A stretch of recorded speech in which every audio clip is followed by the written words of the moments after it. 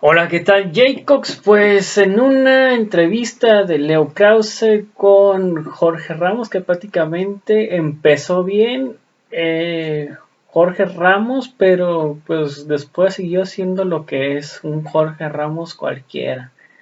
Veamos la entrevista en una fracción y ahorita comentamos. Han pasado ya casi 2 años y medio de la presidencia de López Obrador. Tú lo has visto descalificar a la prensa, a los contrapesos, ir contra la transparencia, ir contra el INE, dar poder a los militares cuando dijo que iba a hacer lo contrario, decirse víctima de un complot cotidiano en el que además se suman de pronto pues básicamente todos los medios críticos del mundo, desde el Economist hasta el New York Times, pasando todos los medios y los periodistas a aliarse con Trump. ¿Adviertes en México hoy por hoy, Jorge, los mismos riesgos para la democracia que has visto en otros lados? No. Déjame ser absolutamente claro en esto. López Obrador no es Nicolás Maduro y no es Hugo Chávez. México no es Venezuela. López Obrador lo ha dicho en varias ocasiones y en este caso quiero creerle de que no va a buscar la reelección en México. Esperemos que sí, él ganó democráticamente por el voto de más de 30 millones de mexicanos y estoy absolutamente convencido que debe cumplir todos y cada uno de sus días en el sexenio, pero ni uno más. Entonces, estoy totalmente en contra de los que sugieren que debería dejar el poder antes por cualquier posibilidad. No, yo no estoy de acuerdo con eso. Yo creo que López Obrador debe continuar en el poder hasta el último día, porque así es la democracia. Dicho esto, hay que decir también que López Obrador sigue esta larga tradición mexicana en donde los presidentes acumulan excesivo poder.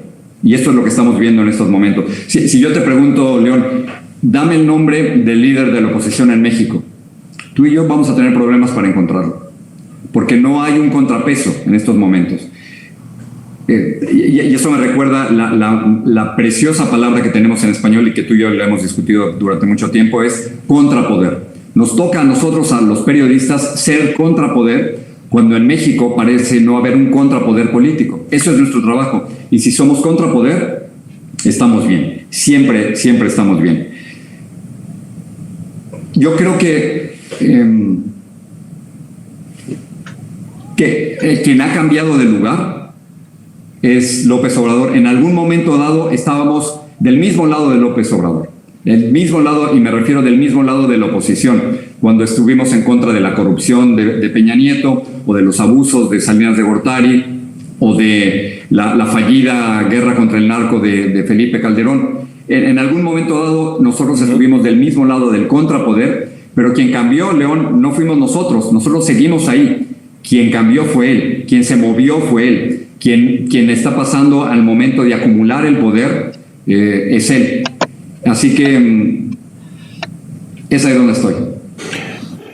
Al estilo de tu pregunta a Maduro, hoy por hoy, ¿cómo le llamamos a López Obrador? ¿Es un demócrata López Obrador? ¿Es un demócrata?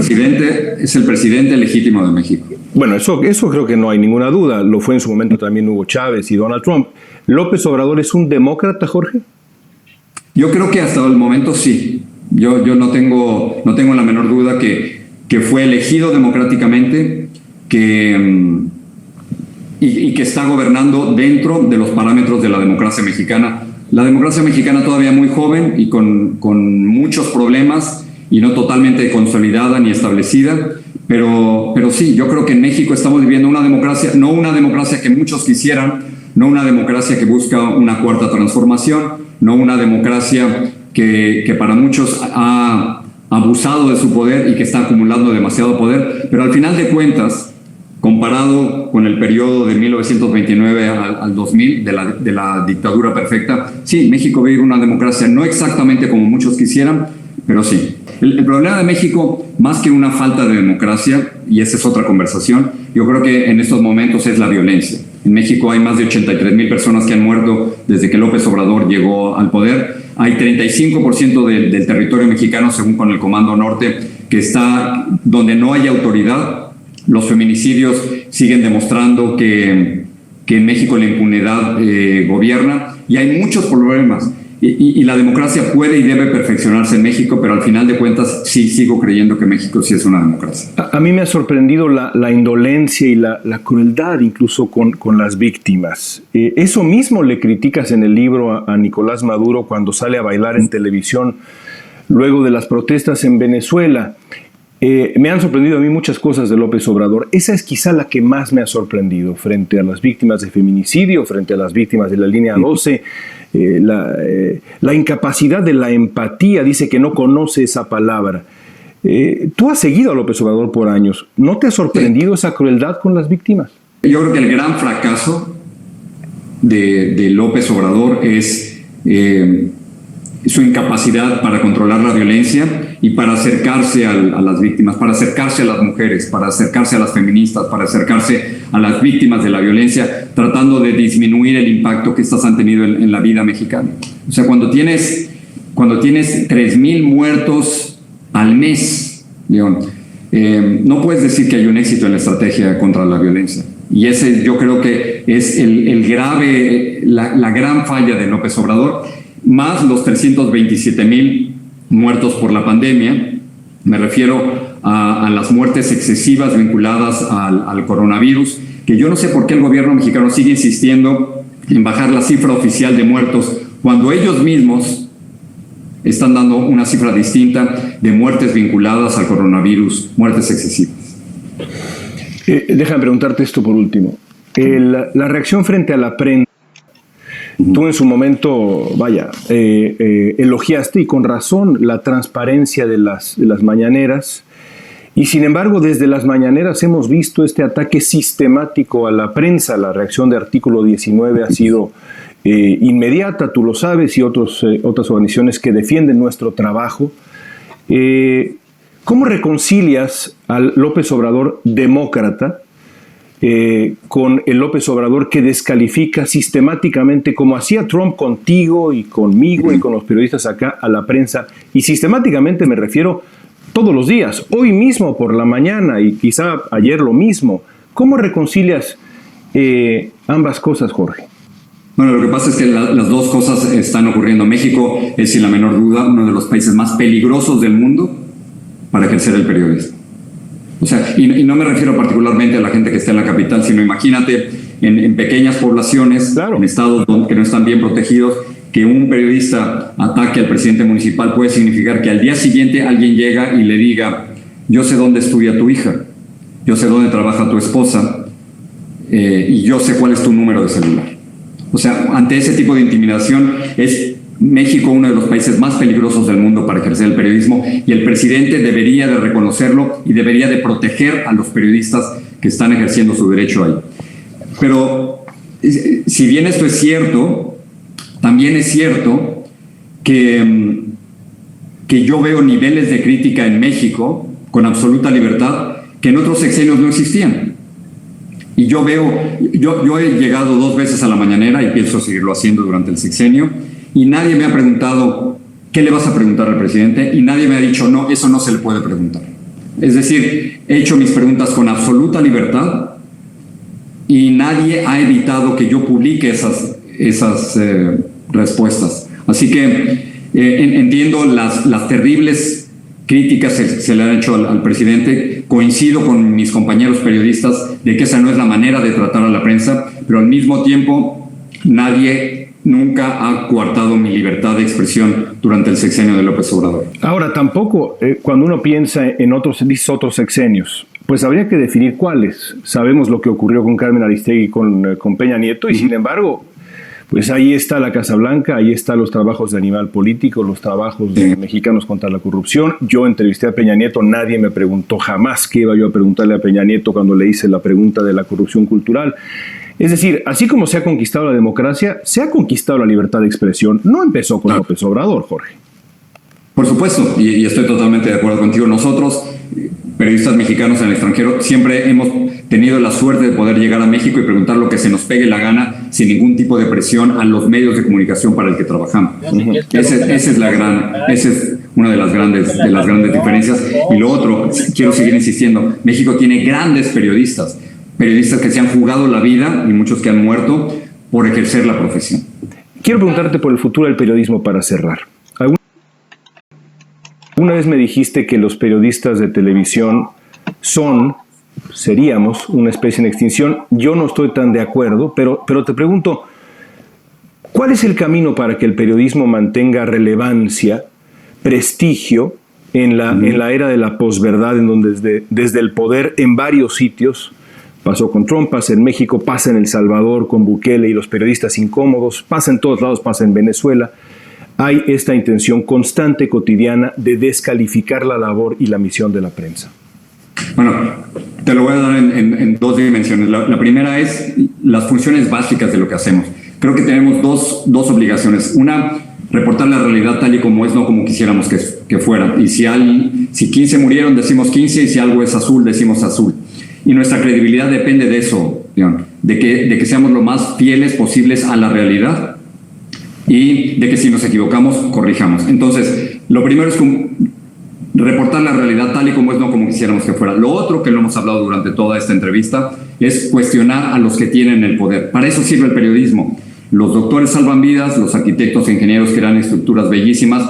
Nuestro trabajo es cuestionar a los que tienen el poder y hacer las preguntas difíciles. Eso es lo único que te diferencia a ti y a mí de los bots y de los troles en las redes sociales. Una cuestión de credibilidad y una cuestión de reconocer para qué sirve lo que tú y yo hacemos. Ahora, a nivel tecnológico, el futuro del periodismo creo que está clarísimo. Lo que tú y yo hacemos es de dinosaurios. Y yo llego con los estudiantes y les digo, véanme bien porque lo que están viendo es un dinosaurio, y por supuesto soy mucho mayor que tú. Pero lo que le estoy pidiendo a la audiencia, y en parte tú también, es que nos vean a cierta hora, pero si es un minuto antes o 31 minutos después, no estamos ahí. Y eso es ser un periodista en peligro de extinción. Creo que si tú y yo no tuviéramos la presencia en las redes sociales, desapareceríamos. No se lo digas a nuestros jefes, pero sin esa presencia en las redes sociales, nuestro valor se disminuiría enormemente. Y al final, yo recuerdo que cuando yo comencé en mi carrera, todo el mundo quería ser un anchor, todo el mundo quería ser un ancla, porque era el lugar de prestigio, el lugar de responsabilidad, el lugar que te daba la credibilidad. Y yo creo que ahora el futuro es, yo les digo a los estudiantes, no sean un ancla, don't be an anchor, sean surfistas. De lo que se trata es poder ser un surfista a lo largo de todas las plataformas. El contenido sigue siendo rey. Lo que tú y yo hacemos es muy valioso para cualquier plataforma y para cualquier medio de comunicación. Pero de lo que se trata es no ser un anchor, sino de ser un surfista que puedas negociar con el mismo contenido, como lo estamos haciendo ahora, pero en distintas plataformas. Y ese es el futuro. Pues interesantísimo. Jorge, gracias por tu tiempo, hoy y siempre. Bueno, pues así prácticamente la entrevista, bueno, no YouTube la sacaron, pero pues fue editada, realmente esta fue la entrevista con Jorge Ramos, donde pues se enojan, se sienten ofendidos porque pues ellos dicen que por hacer su trabajo, pero su trabajo es nada más, dicen que ellos que los descalifica el presidente de Manuel López Obrador y que nada más se dedica a eso, a puro descalificar. Pero pues ellos no se ponen a pensar, por ejemplo, de que pues si por ejemplo a ti como pues, ciudadano llega y hay una persona que te esté ataque y ataque y ataque y ataque, ¿tú crees que te vas a quedar así como que de los brazos cruzados esperando los insultos una y otra vez de la gente que te está diciendo? Pues lógicamente que no. Aquí lógico que tú como persona vas a responder acerca de los insultos que te están dando y pues, de la descalificación que te están dando y que te están poniendo en opinión y oídos de una gran mayoría de personas. Entonces se sienten ellos según con la libertad de estarte ofendiendo y todo eso, pero no le respondas tú a ellos, o sea, me refiero del presidente hacia ellos, que lo contundente que es nuestro presidente, porque ahí se sienten ofendidos y ya son atacados y ya es de lo que nuestro presidente y ya los está descalificando, pero pues ellos no se dan cuenta que ellos son primero los que están empezando a descalificar, porque por ejemplo en la mañanera tú llegas y le preguntas al presidente y le empiezas a decir, le empiezas a descalificar y pues lógicamente vas a recibir una respuesta igual. porque ustedes, yo me imagino que pues violencia trae violencia, ¿no? O si tú pues, traes alegría, con alegría te reciben. Como el trato me tratas, como te trato, como te trato me tratas, como me tratas te trato. Entonces, pues es que eso es algo muy lógico, porque pues si piensas que nada más vas a llegar y sobre todo a la máxima autoridad que viene siendo del país, que viene siendo un presidente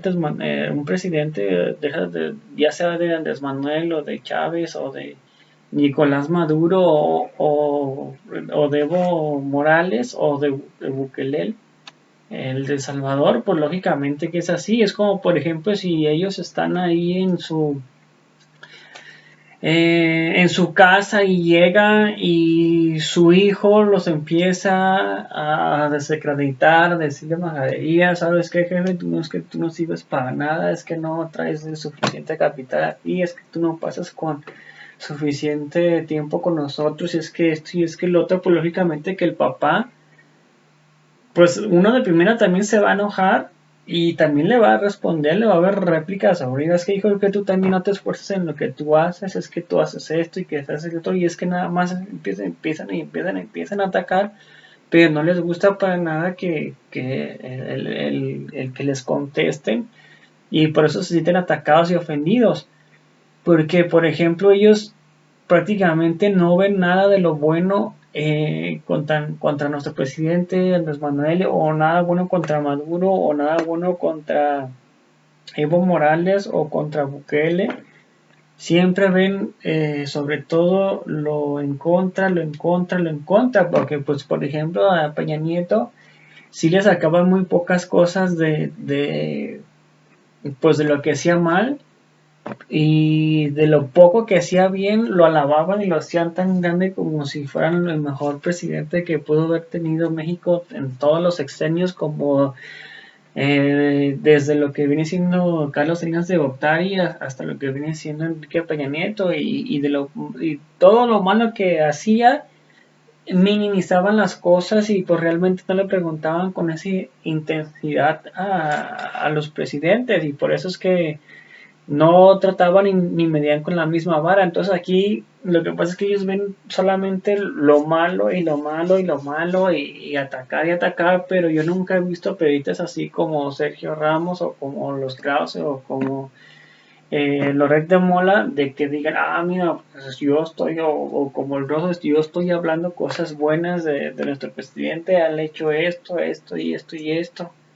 Pero pues no, solamente es atacar por atacar, no sé si por agarrar audiencia a ellos o porque pues realmente es su trabajo y le pagan por hablar mal del presidente, porque pues está manejando pues altos intereses que pues uno no se puede imaginar, y pues ya se pone ahora sí que perros, lo que vienen siendo todos los reporteros, y pues más aparte, como dicen, como ya no les va a dar chayo para que hablen bonito de ellos a las televisoras, pues es, yo creo que también como que una forma de presionar al presidente para darle chayo, pero pues ya vieron que van 3 años y no les han dado chayo y les piensan dar chayo, pues cómo es posible ahí de que pues sigan y sigan y siguen atacando, o sea, y ya prácticamente ellos se han nutrido de que los han eh, financiado pues estas cúpulas eh, económicas muy grandes, y sobre todo para seguir contra los intereses, pero pues también lo que no les funcionó. O sea, ya pasaron las elecciones del 6 de junio del 2021, y pues donde pensaban que le iban a quitar la mayoría, pero pues realmente no, se quedaron otra vez la mayoría, fue lo mismo. Y eso que el INE cambió de último minuto, prácticamente se podía decir las reglas del juego, y pues se tuvo que como que acomodar las cosas buenas, y no hubiera arrasado también con más diputaciones, con los plurinominales que le hubieran tocado. Entonces también es lo que no ven, pero así que pues bueno amigos, les invito a que se suscriban, comenten y compartan para que mucho más personas nos logren ver, y también para que compartan y escriban, comenten ustedes qué es lo que piensan también acerca de esto, de los que les comento, de la entrevista que le hizo pues Krause a Jorge Ramos. Y pues bueno, amigos, nos vemos en el próximo video. Hasta pronto, sobre todo apóyenme en YouTube, a suscribirse.